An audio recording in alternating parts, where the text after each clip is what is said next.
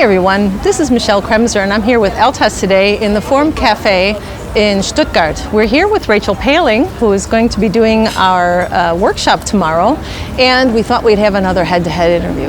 Come on in.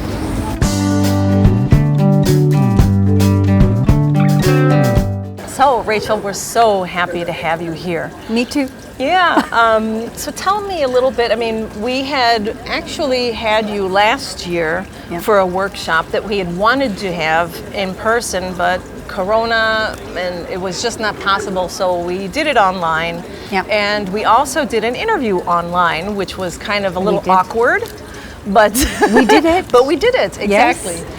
So what I'd like to ask you is if you can clarify, if you could tell us a little bit about your foundation, about the neuro-language coaching. Where did it all start from? Where did you get your ideas from? Do you know what? It started here in Germany. Really? It really started in Germany. In the year 2000, I landed in a snowstorm. Wow. Okay. And I was actually coming to do a master's in Bochum University. Okay. And also working full time. We spoke about this yes, earlier. Exactly. So working full time in a language school, and it was a business English school. Okay. In Dortmund.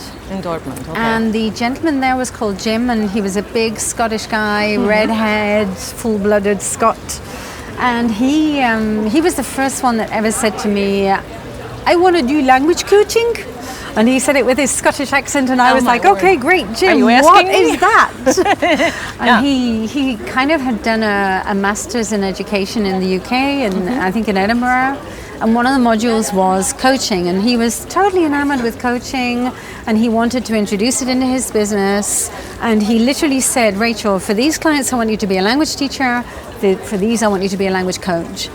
And for me, it was that, well, how do I make a difference? Right. And that's where it all started, in the year 2000, me trying to understand how on earth he used to say, put on your teacher's hat or put on your coach's hat. Mm-hmm. And you can imagine that was 22 years ago, Michelle. Right. I hadn't got a clue what coaching was. Right. So that started my journey of thought processes and then training as a professional life coach, training into psychology, coming into brain-based coaching, David Rock's method. And that sort of got me going with the research language, because I am a language... a linguist? Let's say a linguist, plus I'd been teaching since I was 17. Wow.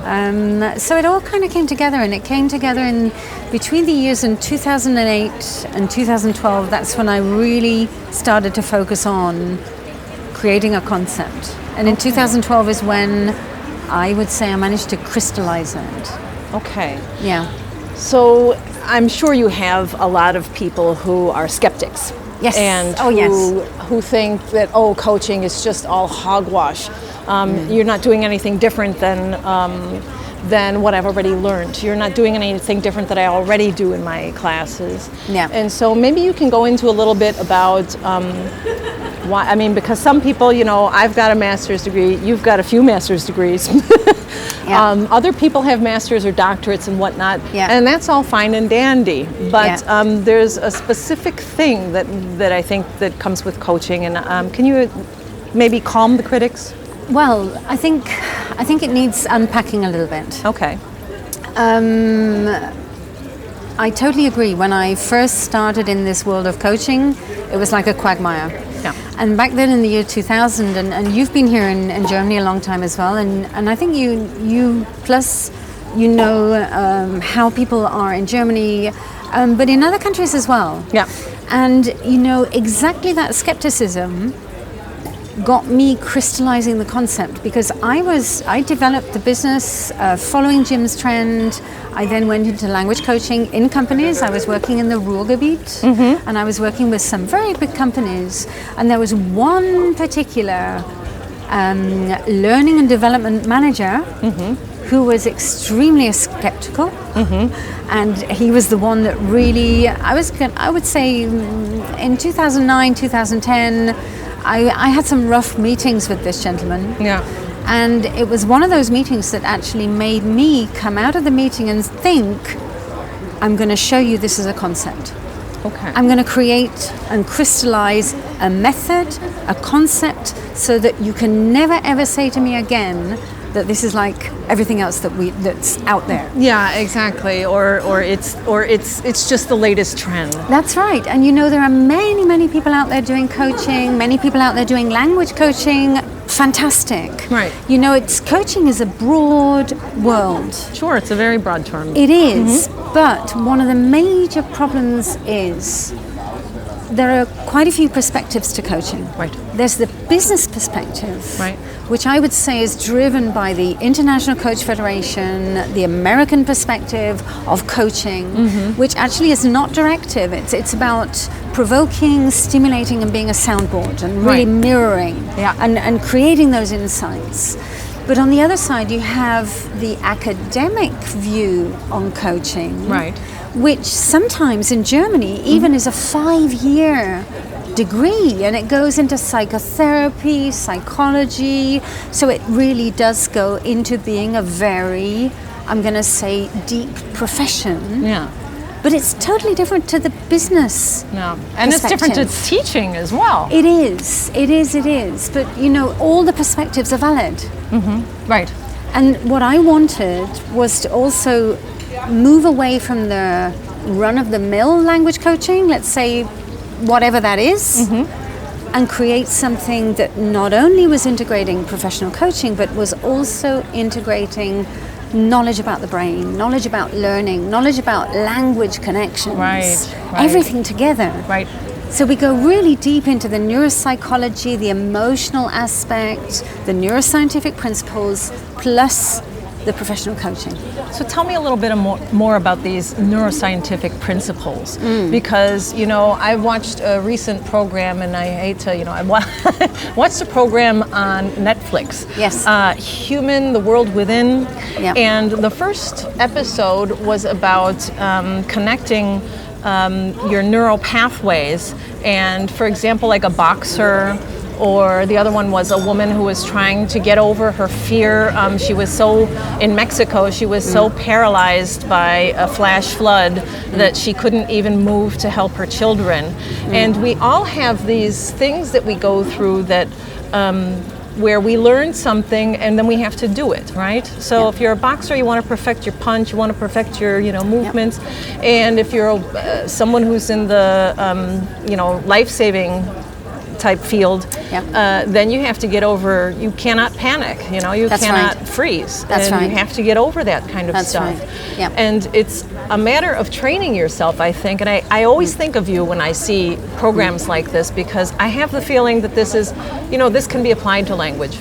Absolutely, and honestly, I think it's applied to everything in life. You know, I've flown over today, right, and just thinking about pilots have to go into the simulator so that if there is any type of emergency, they're ready, right, and they do it, right.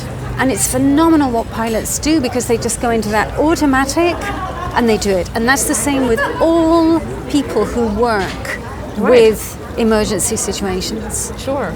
And there is a beautiful book. It's called Into the Magic Shop. Okay. And it's by a neurosurgeon called James Dougherty. And he also writes, you know, that even as a neurosurgeon, well, a lot of people complain that he's not empathetic and doesn't have compassion. He said, I can't. I've got to do my job. Yeah. I can't be in those moments going into my emotional brain. I need to be able to save that kid. I need to be able to help that person. Right. And I honestly think that, you know, when we start to understand ourselves and what makes us react, and we start to train ourselves, we go into being proactive rather than reactive. Right. And this is an interesting thing, and I think it's something that we're all learning. But the more that you understand how the brain functions, how the limbic region reacts, how the amygdala gets aroused, it's like road rage. You know, in those moments, forget it. Yeah, you can't see anything else. No, right, that's right. And afterwards you go, oh my goodness, was that me?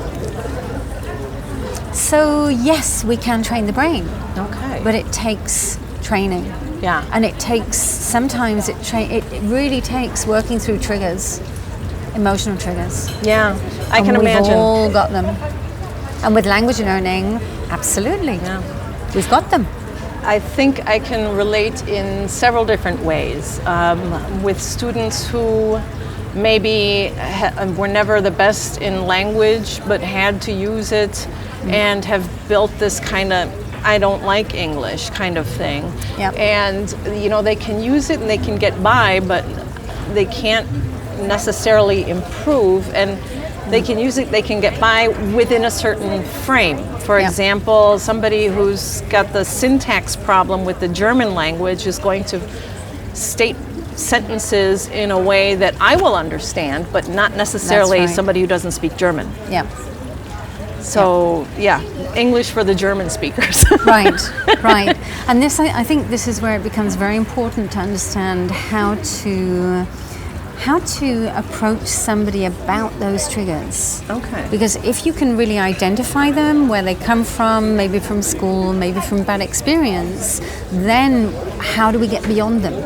Right. How do we change that syntax problem? Right. How do we get you into a more comfortable situation? I'm fascinated, I have to say at the moment, I'm fascinated with the cerebellum, this part at the back of the brain, because this is where language fluency is from. Really? Yes. Okay. So my simplistic explanation, language fluency is back to front, because working memory is here.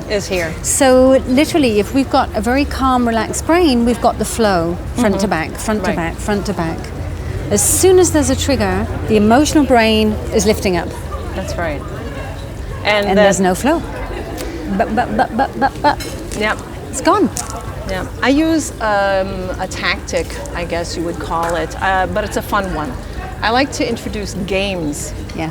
Where my students might be under a little bit of stress because they get competitive, or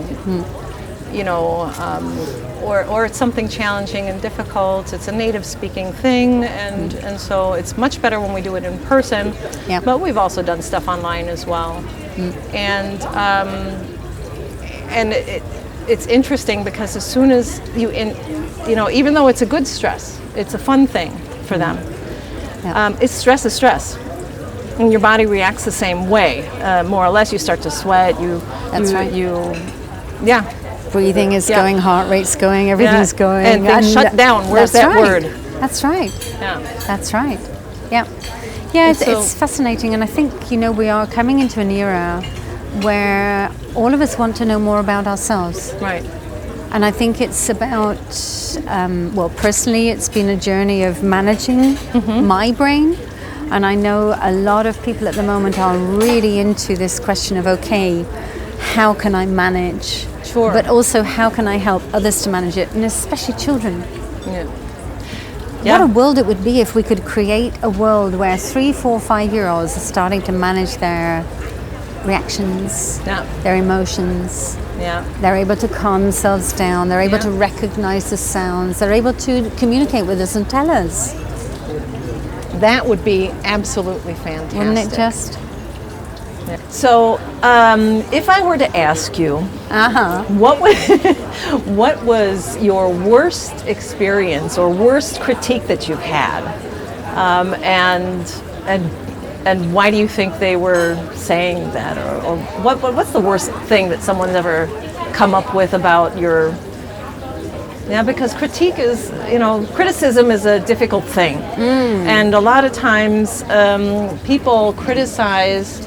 I think a lot of times they criticize when they themselves are either, I don't know, maybe envious, or they might be lacking somewhere, or they're, I don't know. I don't understand a lot of times because, granted, I've not done your program, so I can't truly advocate for you. I can say it sounds really, I can't, I'm just being truthful, but I can't dispute.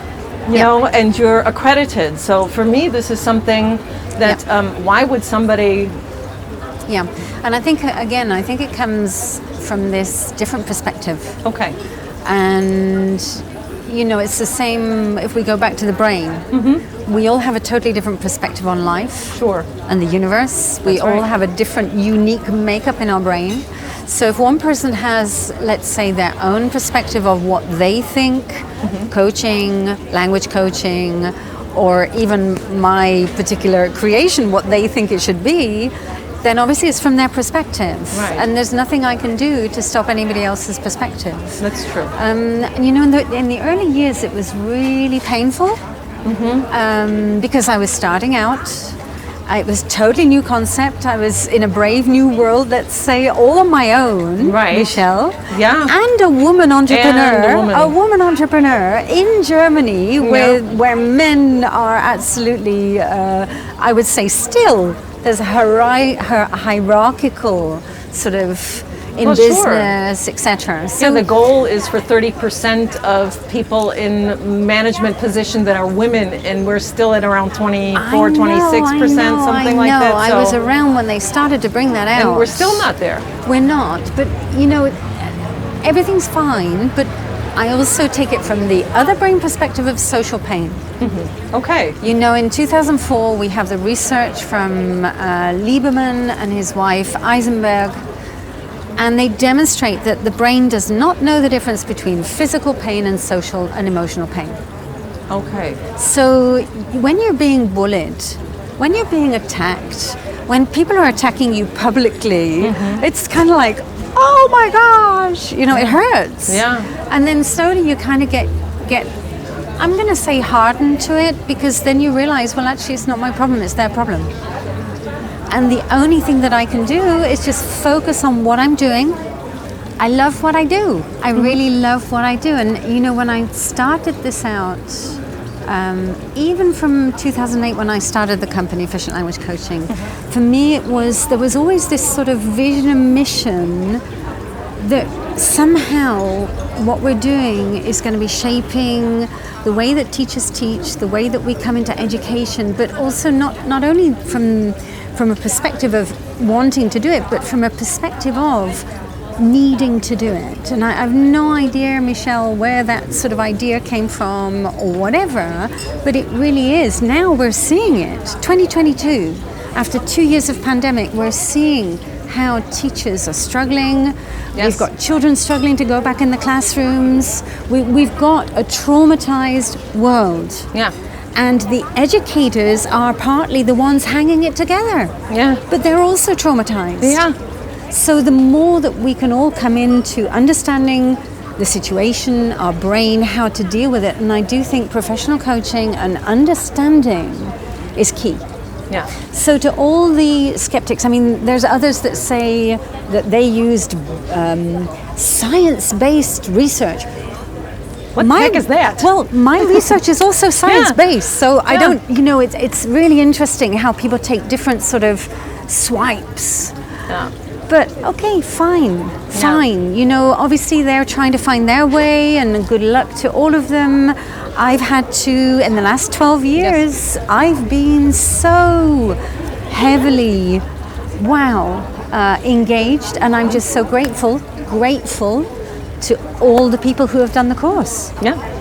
All of them. You know, they've all gone through phenomenal transformations. Yeah. And I know for me that the greatest thing is I know that they are all impacting their families, their learners, their children. They are impacting them, and they are impacting others. That's and right. This is rippling and rippling and rippling. And I said right from the beginning, I cannot do this alone. Right. No. None of us can. It takes a village. It takes and this vision of the enormous wall of educators, because the systems are not going to change. No, the systems are not designed to be flexible. Well, we could say a lot about this, but the systems for the moment. They're not designed to be flexible, but we were when we needed to be. Yeah. But but the teachers will change the system. They already are. Yeah. I've got teachers in public schools raising heads, getting amazing results. That's great. At the moment, we've got one of our coaches in Taiwan doing a study in a school. She's doing a master thesis, and I can't wait to see the impact. Yeah. I think that's also part of the fun of it, you know, if you're an Uber dork like I am. But yeah, I love the research, the seeing of, and I always say a lot of times my students will know me for saying this. I always say language is not an exact science. It's not, it's not like I can say, 1 + 1 is 2, that just depends on, in English, half the time it depends on whether it's Tuesday and raining or not. Yeah. It depends on how you feel about the statement. It depends on how you intend the other person to listen, to hear and understand the statement. We come back to perspectives. Exactly, it's all different. So language, you cannot but you have to, there has to be a common ground. And this is the common ground that we are all trying to find, I think, with language teaching. But other people find their common ground not as easily or differently. Yeah. Everybody finds it differently. They do. And they do. I think what you do is very valid because there's always been, when I did my master's degree, we talked about there were different methodologies, and then there's the eclectic and this and mixing and this method and that method and and I thought to myself, I think what's really most important is what works. Yes. Isn't it? That's it. That's it. That's the key. The feedback coming from the learner is the most important thing, and it's the thing that we've never been listening to before. We've always been listening to the teachers, the maestros who are saying this is the way it works. Everything that we do is about finding out from the learner. How do you want it? What do you want to do? How do you want to learn this? Right. And it's them that's giving the input. Okay, we've got our expertise, and of course we're transferring knowledge, but we're doing it in such a way that they don't realize it. Yeah, that's great. I think that's something that I think is really, and as a teacher, I teach in companies, but I also teach in the university here in the Duale Hochschule. Yeah. And what is kind of if you know a little bit of the history of teaching language and everything, particularly in Germany, and I don't think it's the only place where it happened, where you had, in the past, you had people who could write and read in English like nobody's business. Yep. But they couldn't speak or understand anything. Yep. And now I think we're getting a little bit, it's turnabout time. Yes. So we have people who are more interested and also speak and understand better, but their reading and writing is becoming atrocious. Yes. And so I think we also have to go back and figure out what works. Okay, now that we've got you understanding and speaking, how are you going to come to, particularly for, when you're in the lower levels of a language, as you know, it's a different thing, because you're just learning the basics of communication. But the higher up you go, the more complicated it gets, not only in your head, but in your head in different ways. The input of information in your ears, what you have to say and how you have to say it. In certain languages it's a little bit easier just because of the forms that they have. In Spanish you have the usted, in German you have the Sie. And for me, as a person who grew up semi-bilingually with German, I also, I spoke with family. So I doothed everybody. I was like, you, and you don't say that in you Z people, And so I think we're coming back to this more aware of our surroundings. Now the students but they're all speaking street English. not always the best in a business presentation. Well, that's right. That's right. And that's the tact. That's right. And how do you learn or unlearn? How do you train yourself that in this situation you have to use a separate set of language skills? Yep. And I think, the word, we've said it earlier today, the word is eclectic. I call language learners, I call myself eclectic levels. And it's about us, the educator of language, understanding where is that learner and where is that learner scaffolding from. Right. And how do we fill in the gaps, change, adapt? What do we need that learner needs to bring that language to the level and skill that they require in that position where they are? And as you say, it could be reading, it could be writing, it could be speaking, it could be anything, but it is about us adapting to them and not them adapting to us. Yeah, because if they adapted to me, they would still be speaking street English. No, they wouldn't. No, they wouldn't. No, Well, they it wouldn't. Not depends with the your masters situation. under your belt. No. As long as they're not in me with the car in the car driving, they won't get the full force of my truck driver mouth. No, they'll be fine. No, I think Waze was even funnier though. Yeah, Waze was hilarious. Yes. I love it. Yes. But I have it I'm to the gonna dog download setting. that You have one to now. download that. It's super. But you know, something as well that I'd just like to bring into the conversation. Sure.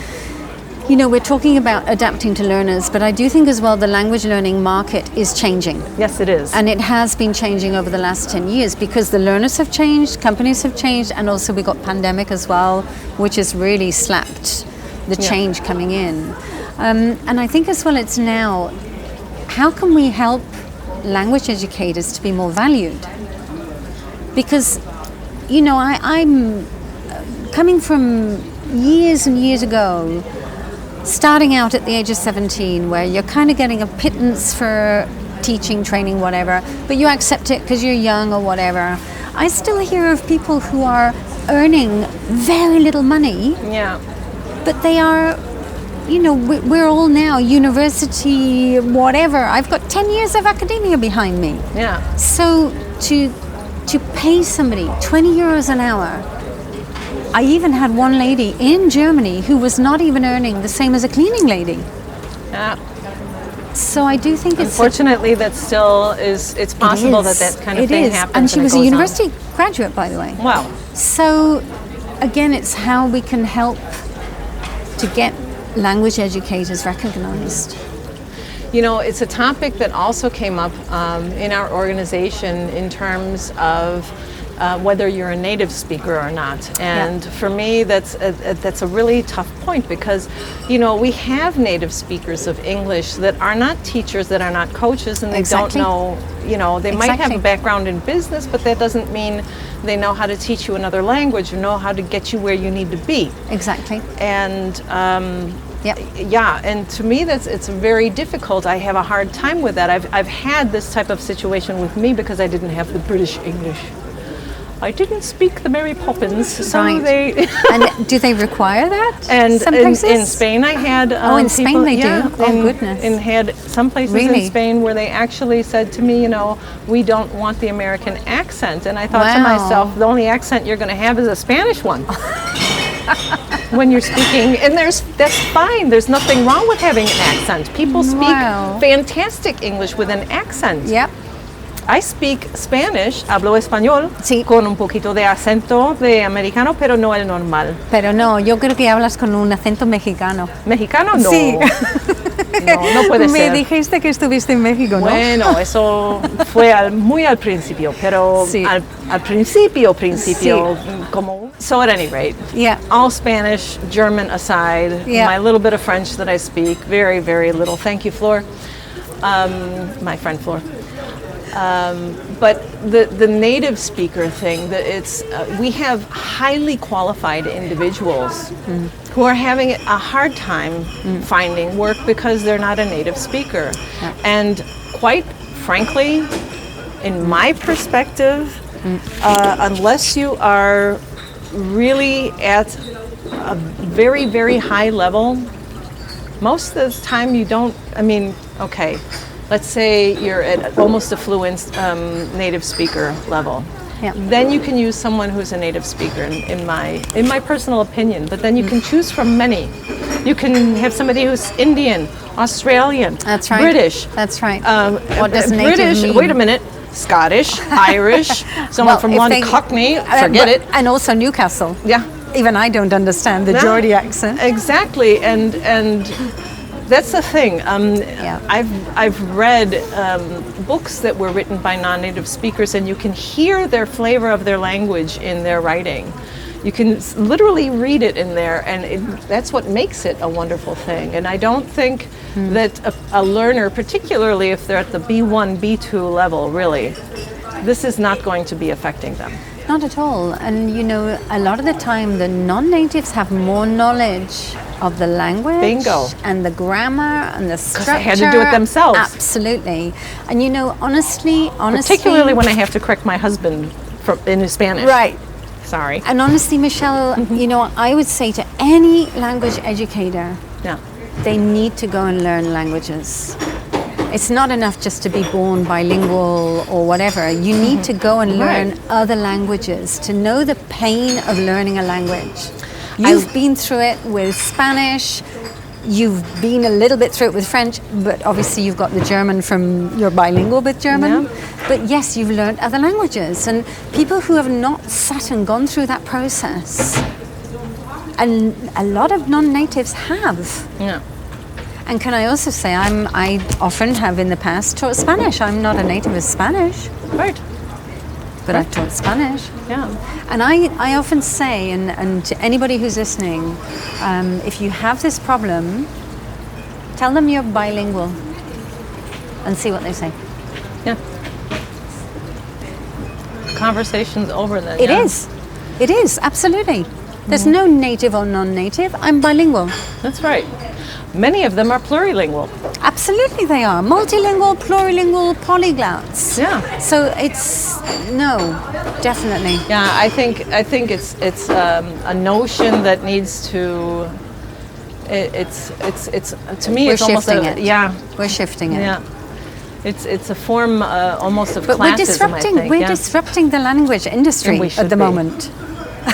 We are. Yeah. You know, it's you know, somebody did my course a couple of months ago, and he said that many years ago, it must be about 20 years ago, he was in one of the, I'm not going to say any names, in one of the sort of wherever places. and he was given the instructions that this is the book and you do not go beyond one page every session, because the idea is that we keep the client here for a long time.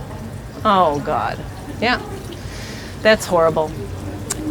Is this the industry that we have been in 20, 30 years ago? And we're still moving into this industry of no long contracts. We want you up and running, learning the language as fast as we can. And I think this is where we're disrupting, because we are saying now it's about the client. The client wants to be up and running in 6 months. Come on, let's get you there. Let's go. Let's go. Let's go. Yeah. How much are you going to do by yourself? That's right. Mr. Client, Mrs. Client. Yeah. Exactly. But you can do it. You can do it. You can do it. We If can you get go you to there. the country, we can get you there. Yeah. Yeah. Yeah. So interestingly, all of these new applications Yeah. and programs and software that are supposedly very, very good at replacing people like you and me. What do you say to that? I say they're fantastic supplements. Yeah, they are. I They say the are- same thing. Right. We're on the same But page. you know, the interesting thing again, we come back to the brain. We are wired to be social. We're wired to be emotional. We're wired to be human. Yeah. We've got enough AI taking over. Yeah. This is So true. I think it is about us retaining our humanity. This is true, and there's been projections and predictions done about what kind of jobs will be replaced and stuff like this, and some of them that are the ones that won't be are actually things like Well, what we do in because we Japan, need they've it. already got robots teaching English. Wow, Yes. that'll be an interesting accent. Well, maybe they cloned you and me. Ooh. Would really get some serious Chicago out of me. Well, I don't know what they'll get out of me, but if they've cloned us, hey, maybe they more have. power You know, to all 'em. this AI on YouTube and everything. Maybe they've downloaded our how we speak, voices our and our- voices, and yeah. they've put them together in a robot. In a robot? That would be frightening. Yeah, I hope they made it a little thinner than me. Well, we could ask. You know, We could ask we them have if- the features changed, or could we That's have a right. little bit of touch up here and there? Yeah. Yeah. So Rachel, for my next question, I'd like to ask you something that's a topic that's a little bit dear to me, because I'm the chair of LTES this year, and organizations like IATAFL and like in Germany we have the different ELTA organizations, English Language Teachers Associations in Germany. Yeah. What do you think about organizations like us in terms of, for teachers and coaches and stuff like that? Why? Why should they? Why wouldn't they? What's your experience with organizations like ours? You know, and it's quite interesting because when I, let me go back to me landing in the snowstorm, when I came to Bochum, when I met Uncle Jim. In those, I was working with Jim for, well, I did the Masters in that year 2000, 2001, then I went back to England, but then in 2003, I came back to work with Jim. And I was working with Jim until 2005-06, and then I was on my own. Then I set up Efficient Language Coaching, and I have to say that in all those years, I never ever knew that these groups existed. Wow. And I wish I had. Wow. Okay. Because I felt very much like an island on my own. Jim never spoke to me about any of these places, groups, associations. So I just never even knew there was a world out there of associations and support. Wow. And I wish I'd have known. Now, I actually wonder if many people are still out there like that. And a lot of people who come to academies, they come to schools, they're kind of with the academy, but they don't get to know about these groups. And I think it would be great to really understand how people could get to know more about you. And I've discovered really quite late. I discovered firstly I had TEFL and BSIG, that was 2015-16, very late. And since then it's when I'm starting to see that you've got an amazing world out there and you support so much.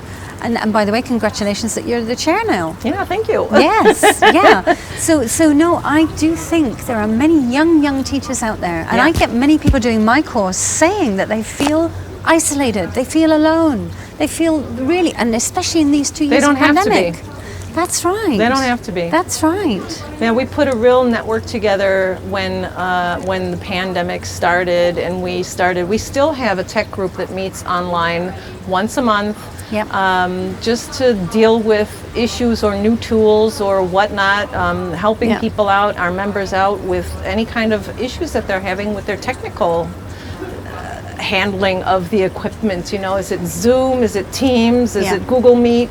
Is it Meetsy in Germany, which is a German application which doesn't do English, which is like, well, if you like I like my programs in my native language because I have enough to think about. And so, if you have to work with a program that's not your native language, then it can be, it can be a little hairy. Question for you. Yeah.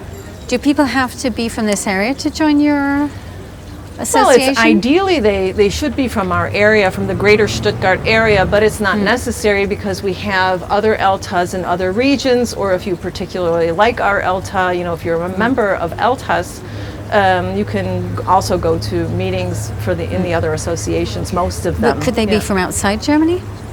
Outside Germany, then I would suggest your local in your country. Right. If there's not one in your country, you should reach out to one of us. You know, write a chair of an association. Now my emails are going to go nuts.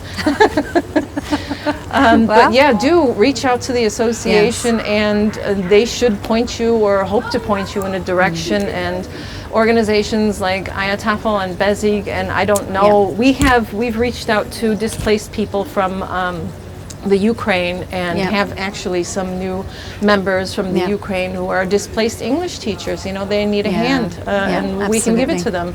And we need to get them settled here and working and productive part of the community, just like the rest of us are. And I'm not one of these people, and I don't think our organization is about, you know, they're going to take contracts away from me.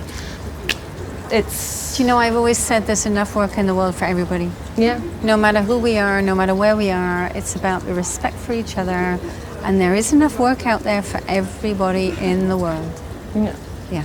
Yeah, if you don't have the work, I'll find you something to do. Right, absolutely. Yeah, there's really, I think, we get offers from universities and companies contact us. There are other teachers of ours that are, you know, really very popular, that are members of our association, and they receive things, and if they can't do it, they pass it on within our group because we take care of our own. You know, it's a big networking group. So fantastic. I think it's, also for companies. Yeah. I think Fantastic. companies, they have a real opportunity to find teachers that are professionally qualified, and you know that they're constantly, you know, they're doing the workshops, they're keeping their skills up, you know, and what's better to have than a teacher who's interested in keeping their skills honed? Absolutely, absolutely. You know? Yeah. Whether they're teaching or coaching. That's right, that's right. And in some ways, you know, the community that we've got now with the neurolanguage coaches, it's exactly the same. Yeah. They really do support each other. And it's that feeling of belonging. Yeah. That feeling of belonging and knowing that there are others out there who are experiencing the same as you and who can help. Or I can call this person. That's right. That's right. I can post something in the forum to this person. I can write them an email and they'll get back to me. Maybe it's not the same day, but they'll get back to me. And I think it's important because a lot of language teachers do feel isolated. Yeah. I would agree with that. In the beginning, for me, it was very difficult here in Germany. And I speak German. Yeah. And I have family in the Black Forest. Yeah.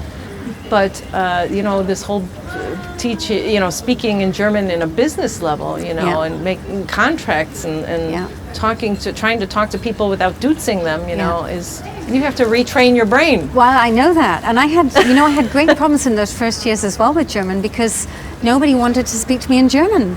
Everybody wanted to speak to me in English. So I was fighting to try to practice my German, and then nothing. Only English. Yeah. So it took me some years to get into German, I have to say. And I have a very Latin brain at that point in my life. You know, it was full of Latin languages, and it was like, oh my God, a Germanic languages? What's that? Yeah, it's actually English helps with the German language. I know, but I hadn't tapped into it. As soon as I opened that door, my brain just went, wow. Yeah. Unbelievable. So there's some very basic rules with the English language that is when you're speaking and when you're trying to get someone to realize what they're doing, that for the German speaker there's a lot of rules that are just natural. And for example, the Germans and the time thing, we're always talking about the time first, and which is why I can always tell someone who's written something in German, they put the nowadays and yeah. And I always think to myself, no, recently, nowadays. Yeah, we don't like the time in the beginning in English unless we're really trying to emphasize something. That's right. And then the Germans, but I'm emphasizing. No, you're not. You're speaking. It's a very normal sentence what you're saying here. I'm wondering why you're emphasizing it. Yeah, but the interesting thing is, but it's a cultural thing too as well. Yeah, but also in English, the problem is that if you also put the time at the end, by the time you get to the time word, the verb's wrong. And then you kind of realize, okay, whoops. So there's a little bit of thinking that has to change. That's right. And but it's the same for us in German. Yeah, I tell them, listen, you've got to try to, you can't take out the Michael Swan, usage, practical English usage, which is like the Bible of English, the cross-reference Bible of how to use English properly. And, I've Murphy's in my Bible. Murphy's your Bible. Yeah. One book of laws? Yeah. Sorry. But no, I think, really, I tell my students, subject, verb, the rest. Subject, verb, place, time. Subject, verb, place, time. Yeah? Particularly with business stuff, the meetings on Tuesday at 5, the meetings in the Forum 3 Cafe at 6. So, it's because otherwise you get these weird sentences and it's like, okay, I understand you because I understand German, but otherwise if I were somebody else, I would be wondering, why are you putting the sentence together that way? It's like a puzzle where you try to make the pieces fit where they don't belong. Yep. And if you have these long rules, you can't remember. And so, you have to, people in German, they call them the Eselsbrücke. Oh, I know. I love the donkey bridge. Yeah. Oh, but it's the donkey bridge. It doesn't exist in any other language. I said it the other day in Spain and they looked at me as if I was crazy. And it's like, what? La puente del burro. Sí. No. ¿Qué quiere con el burro? Yes. What are you going to do with the donkey? No. And then I was explaining to them, it's the Eselsbrücke. No, It's beautiful. But there's words and languages that are just irreplaceable, you know, and you know, that innere Schweinhund is just in no other language, is it? Exactly. I know. No, it's also, I think that you're right. It's, you know, the more we know about our brains, the more we can really understand what we need to do in order to make a change in ourselves so that we can facilitate ourselves to say what we need to say. That's right. In the way it needs to be said. That's right. That's right. And when you start having the language paradise in there as well, when you start connecting and making connections, it just becomes a constant fascination with language and different languages. And you know, one of the best moments for me is when I've got a group, at the moment I've got a group of 14, all different languages, and there's one session where we go into language paradise. I call it language paradise because we're starting to ask each other, how is this in your language? How is it different? Do articles exist in your language? How about the present perfect? What about continuous? You know, it's like this continuous discovery, and that discovery creates curiosity. Yeah. And the curiosity creates dopamine, and then you start getting hooked. Well, yeah, and then you also start learning. That's actually. right. Then you That's actually right. start making that pathway. Making the connections. That's that right. is going to stick. That's right. That's right. And the language brain is just fascinating. Because you can do all the exercises that you want. No. And you can train and you can remember and this, and you can hope that by doing this and the other thing that later it comes up, but you have to those instant connections. You have to. The light has to go off. That's you have right. to internalize it That's somehow. Right. That's right. And until that happens, and that's not even enough. Yep. Because that light goes off, and then 5 hours later, you're like, "What did I remember? What was it?" Yeah, but if there's enough emotion, if there's enough curiosity, you never forget it. No. Oh you yeah. You never forget it. I have to tell you an anecdote. Please. I always tell this one. This is one I always tell. When I was first learning Spanish, and I first in Mexico, in Cuernavaca, and I was in a 1 month program with my university, and because I was afraid I was going to graduate and not be able to speak and understand Spanish. And while I was there, there's a word in English, you know, embarrassed. I'm very embarrassed. I know. I know what you're going to say. And I said, you know, false friend, the biggest false friend there ever says, ay, estoy muy embarazada. And my teachers fell off their chairs. My teachers fell off their chairs laughing. And I thought, what the hell did I say? And it was a moment, I think to myself, you know, people are afraid to make mistakes, but it's in making the mistakes where you really, by the way, I said I was very pregnant, and I wasn't. I was obviously not very pregnant. I was muy embarazada. I was muy embarazada. No, I was not. I was not very pregnant. I was very embarrassed. It sounds very similar. It's a false friend. It doesn't work that way. Yeah. And you have to learn sometimes this way, and that was a mistake. You do. And look how you've never forgotten that moment. Oh, no. That's what the brain does. It imprints in the brain. But it's not just that thing, because I realize that's not the only word that is like that. I have to be careful because there are very similar words in, take two. I have to be very careful because there are very similar words in the Spanish language and in the English, false friends we call them. They're also in German. They exist with, sometimes it's the same word. Yeah. But it's not used the same way. That's right. And so that's right. Happens in all languages. Useless if you. Great anecdotes. Yeah. Yeah. Do you have one? I do, but it's rude. Okay. I can't say it. I have a couple that I can say it, but I'm not going to say the rude word. Okay. In my former life, when I was married to my Spanish husband, he used to forever, ever shout at me because I was never able to say the word cajones, which is the drawers. And I would always get it wrong, and I would always say, please, can you put it in there? And he'd look at me and go, Rachel, you've got to get this word right. I got to tell you, I got that word. I have them both right. Oh, you do? I have them both right. Yes, I do. And I use them both. Yeah, that was one of my first no-nos. Yeah. But no, it becomes funny, you know. Yeah, and it does. In It Italian does. the same, in French the same, in German the same. But And I think those are the really good things, actually, if you're Yeah. lucky enough to make that mistake. yes. And make this Yes, and realization. with the right person. And with the right person.